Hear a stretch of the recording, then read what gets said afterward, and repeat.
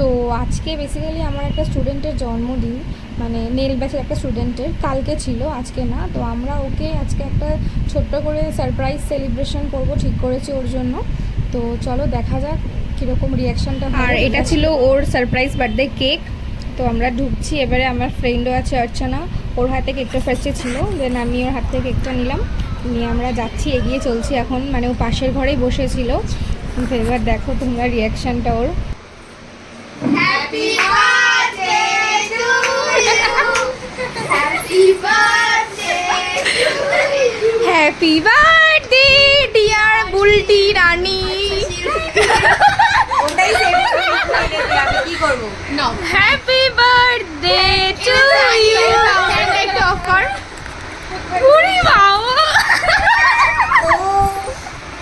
कैसा लगा आपको?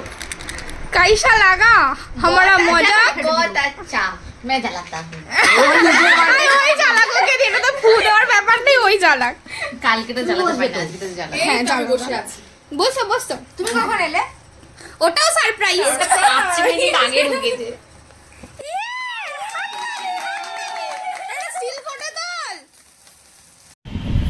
আর এই যে এখানে আমাদের টুকটাক খাওয়া হচ্ছে, যেহেতু আমাদের বাড়িতে আজকে ভেজ, তো সেই জন্য আজকে ননভেজ কিছু খাওয়া হয়নি। তো আজকে আইসক্রিম খাওয়া হচ্ছিলো, আর লুকিয়ে লুকিয়ে আমি কিছু ভিডিও ক্লিপ নিচ্ছিলাম। এই যে প্রীতি, তখন অঞ্জলি, তনু, শিল্পী সবারই লুকিয়ে লুকিয়ে ভিডিও ক্লিপ নিচ্ছিলাম, মজা করছিলাম খুব। আজকে খুব মজা হয়েছে আমাদের। যে অর্চনা, সে আবার ফেস দেখাবে না, লুকোচুরি খেলছে আমাদের সাথে। কি বলবো আর, যাই হোক। এই তো এই ছিল আমাদের এবারে লাস্ট কোল্ড ড্রিঙ্ক পার্টি। এরপরে আমাদের পার্টি শেষ।